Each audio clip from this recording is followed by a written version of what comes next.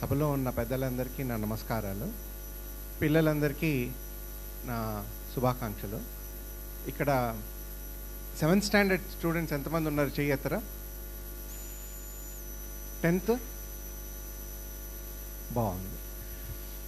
మీ అందరితో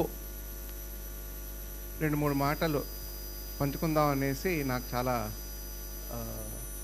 లోపల నుంచి దృఢంగా వస్తుంది. ఏంటంటే, ఒకటి, ఎగ్జామినేషన్ వాటి గురించి ఏం మాట్లాడను.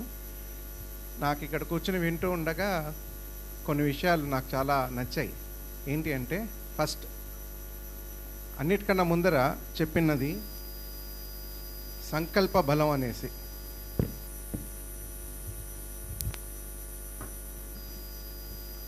మనందరిలో, ఎస్పెషలీ మీ స్టూడెంట్స్, ఎప్పుడైతే మీరు విద్యార్థులుగా ఉంటారో మీకు మొట్టమొదటిగా కావాల్సింది సంకల్ప బలం. ఇప్పుడు మీరు మన ఇండియా, భారతదేశం నుంచి వెళ్ళే శాటిలైట్స్ గురించి వినే ఉంటారు కదా. ఇతర దేశాల శాటిలైట్స్ కూడా మన వెహికల్ ద్వారా లాంచ్ చేస్తున్నామా లేదా? మీరు ఇప్పుడు మిసైల్ టెక్నాలజీ అంతా వినే ఉంటారు కదా, హైపర్సానిక్ మిసైల్స్ కూడా మనం చేయబోతున్నాం అనేసి. అబ్దుల్ కలాం గారు గవర్నమెంట్ స్కూల్లోనే చదువుకున్నారు కదా, ఆయన ఐఐటి కూడా వెళ్ళలేదు కదా. ఒక ప్రైవేట్ కళాశాలలో చదువుకుని ఒక ఐఐటి వెళ్తేనే సక్సెస్ఫుల్ అవుతారా? కాదు కదా. ఏమై ఉంటుంది? అబ్దుల్ కలాం గారిలో ఎలాంటి లక్షణాలు ఉంటే ఆయన ఆ స్థాయికి, లేకపోతే అంత మన దేశానికి కాంట్రిబ్యూట్ చేయగలిగారు? ఎప్పుడైతే మన దేశానికి క్రయోజెనిక్ టెక్నాలజీ ఇవ్వలేదో, యుఎస్ నుంచి టెక్నాలజీ షేర్ చేయరు కదా అన్ని దేశాలు. మనకెందుకు షేర్ చేస్తాయి? మనతో ఎందుకు షేర్ చేస్తాయి? వాళ్ళు నిశ్చయించుకున్నారు కదా, మనం స్వతహాగా మనం చేసుకోవాలి, తయారు చేసుకుందాం అనేసి. వీటన్నిటికీ మెయిన్ సంకల్ప బలం. అది ఎప్పుడైతే మీలో ఉంటుందో, మీరు ఏం తలుచుకుంటే అది మీరు సాధించగలుగుతారు. ఇప్పుడు ఇక్కడ ఉన్నవాళ్ళు కూడా ఎంత చిన్నగా స్టార్ట్ చేసినా ఇప్పుడు ఒక స్థాయికి రావడానికి కారణం ఏంటి? వాళ్ళలో ఉన్న నిరంతరాయంగా కృషి చేసే ఆ సంకల్ప బలమే కదా. అలా మీలో కూడా, మీరు ఇప్పుడు 7th 10th అని చూడకండి, మీలో కావాల్సిన one and only quality, if you can continuously sustain that in you, which is strong will power. అది ఎంత స్ట్రాంగ్గా ఉండాలంటే, చిన్న చిన్న ఉదాహరణ. నేను వాళ్ళ పొద్దున 5 గంటలకలా సుమారు బయలుదేరానండి హైదరాబాద్ నుంచి. అలా వస్తూ ఉంటే దారి పొడవునా మొత్తం విజయవాడకి వచ్చే హైవేలో left right most of the time నాకు మంచి పొలాలు కనిపించాయి, గ్రీన్గా. అప్పుడే ఇంకా బాగా జస్ట్ ఇప్పుడే హార్వెస్ట్ చేస్తున్నట్టున్నారు. ఇంకా నారు అది కలిపి గ్రీన్గా పచ్చని బయలు అనమాట. ఎంత చాలా మనసుకి ఎంత హాయిగా అనిపించిందో. అదే మా హైదరాబాద్కి వస్తే మీరు కొండలు, రప్పలు, రాళ్ళు, బిల్డింగ్స్ తప్ప ఇంకేం కనిపించావు. అక్కడ చెట్లు అక్కడక్కడ ఏవో కనిపించవచ్చు అంతే. ఇప్పుడు వాటికి ఓ ట్రాక్టర్ ద్వారా అంతా తీసి, నీళ్లు పోసి, ఫర్టిలైజర్స్ వేసి చాలా చేస్తూ ఉంటారు కదా. చేస్తే కదా మనకు ఆ పంట అంతా బాగా వచ్చేది.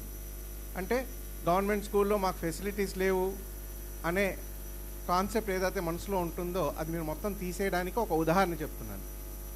అదే అంత సానుకూలంగా ఉండే ఈ పంట పొలాలలో పెరిగే పంటని ఒక సైడ్ పెడితే, మనం ఇక్కడ బిల్డింగ్స్లో మన ఇళ్ళ దగ్గర కూడా సజ్జాలు కనిపిస్తాయి కదా విండోస్ పైన.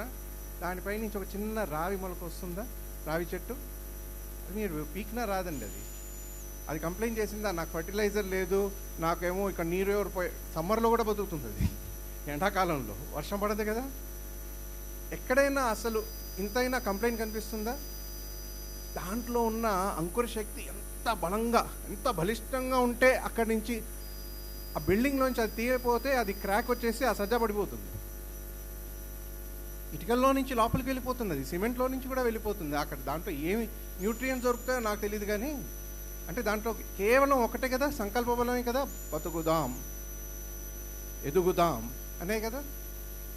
అది గనక మీరు గుర్తుపెట్టుకుని, మీలో ఏ కష్టం వచ్చినా, ఏ నష్టం వచ్చినా, ఈ ఒక్క మాట మీకు గనక గుర్తు వస్తే, ఇలాంటి పరిస్థితుల్లో కూడా పెరిగే ఒక ఎగ్జాంపుల్ని మీరు పెట్టుకుంటే నా వరకు ఇప్పుడున్న కాలంలో for me as a great inspiration అండి శ్రీ అబ్దుల్ కలాం గారు. ఎప్పుడైనా ఏదైనా కష్టం వచ్చిందనుకోండి, ఆయన అలా తలుచుకుంటే ఆయన చిరునవ్వుతో ఆయన ఫోటో ఉంటుంది కదా, అలా ఒకసారి గుర్తు తెచ్చుకోండి. ఆయనకి ఎన్ని కష్టాలు వచ్చి ఉంటాయి. నాకు ఈ ఫండింగ్ కావాలి, ఆ ఫండింగ్ కావాలి, మీ కొత్త టెక్నాలజీ డెవలప్ చేయాలంటే ఇది కుదరదు. వాళ్ళ కింద ఉన్న వాళ్ళందరూ ఇదే శోధన, పైన ఉండే వాళ్ళము ఎవరు డబ్బులు రిలీజ్ చేయరు. అయినా ఆయన చేసి చూపించారు కదా మనందరికీ. దానికి ఏంటి కారణం? చేద్దాం, చేసి తీరుతాం. అది ఎలా? ఇన్నోవేషనా ఏంటా?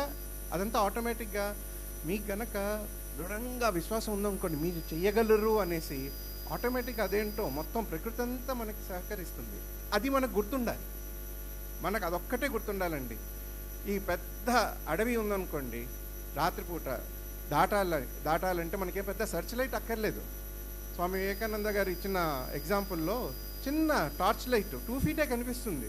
2 ఫీట్ చూసి ఒక స్టెప్ ముందరికి వేస్తే అది ఇంకో 2 ఫీట్ చూపిస్తుంది. అలా మొత్తం ఎన్ని పెద్ద కిలోమీటర్లు ఉన్నా అడవి దాటేయచ్చు. అది గుర్తుండాలి. ఇవన్నీ ఏంటంటే లైఫ్లో ఒక గొప్పగా అచీవ్మెంట్ చేసి సక్సెస్ఫుల్ అయిన మనిషికి మనం చూసుకుంటూ ఉంటాం, వీళ్ళు ఏం చేసి ఉంటే అది అవుతుందా. చిన్న విషయాలే, పెద్ద గొప్పగా వాళ్ళు ఏం పిహెచ్డి చేసేసి దాంతో ఏమి తోడేయరు. బావి నీళ్లు ఏమీ లేదు. సేమ్ చిన్న ప్రిన్సిపల్స్ పట్టుకుని వదలరు. ఏంటి? First self confidence. నేను ఇది సాధిస్తా అని మీకు అనిపిస్తే మీరు దాంతో ఫస్ట్ మిమ్మల్ని మీరు ఎంత నమ్ముతారు. మీరు నమ్మడం మొదలుపెట్టారా ఆటోమేటిక్గా మీరు సాధించగలరు.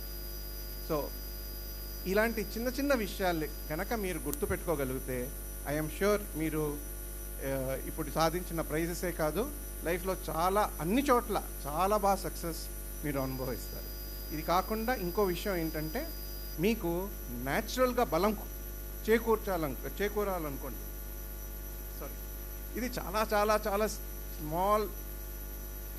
చిన్న సులువు అనమాట. మీకు బలం అంటే ఫిజికల్ స్ట్రెంగ్తే కాదు. బలం అంటే మీరు ఏ సంకల్పం అయితే చేసుకుంటారో దానికి బలం చేకూరుతా. అంటే నేను ఈ ఎగ్జామ్ పాస్ అవుదాం, లేకపోతే నేను ఈ స్థాయికి పెరగాలి, నేను ఇలాంటి పెద్ద కంపెనీలో ఉద్యోగం చేయాలి, మీరు ఏదైనా ఊహించుకోండి.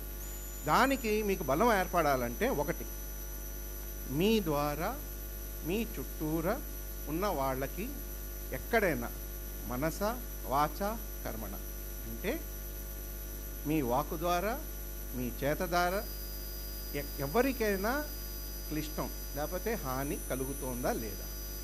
ఎప్పుడైతే మీ చుట్టుపక్కల ఉన్న వాళ్ళకి మీరు హాని కాకుండా హెల్ప్, దాన్నే వర్క్ ఆఫ్ గుడ్ విల్ అంటారు. మీరు ఏం చేసినా దీంతో పక్క వాళ్ళకి హెల్ప్ జరుగుతుంది, హాని జరగదు అని ఒక చిన్న టెస్ట్ పెట్టుకోండి చాలు. అది చేస్తే ఆటోమేటిక్గా మీరు ఏం చేసినా, ఏ పనులు చేసినా దానికి అనూహ్యంగా, అసలు మీరు ఊహించలేని విధంగా మీకు బలం చేకూరుతుందండి. This is a secret in the nature అనమాట. సో ఈ రెండు విషయాలతో I would like to take leave. Thank you అండి ఈ అవకాశం ఇచ్చినందుకు, and all the best for your future.